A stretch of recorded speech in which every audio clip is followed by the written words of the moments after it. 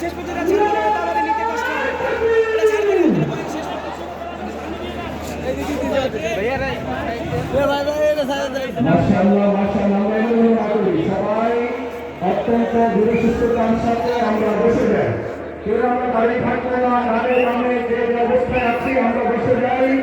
শেখুল হাদিস ইবনে শেখুল হাদিস আল্লামা মামুনুল হক হাফিজাহুল্লাহ তাআলা আমাদের স্টেজে এসে উপস্থিত হয়েছেন।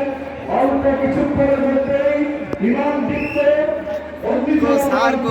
ইনশাআল্লাহ। আমরা কেউ এরকম ভাই যারা সামনে আছে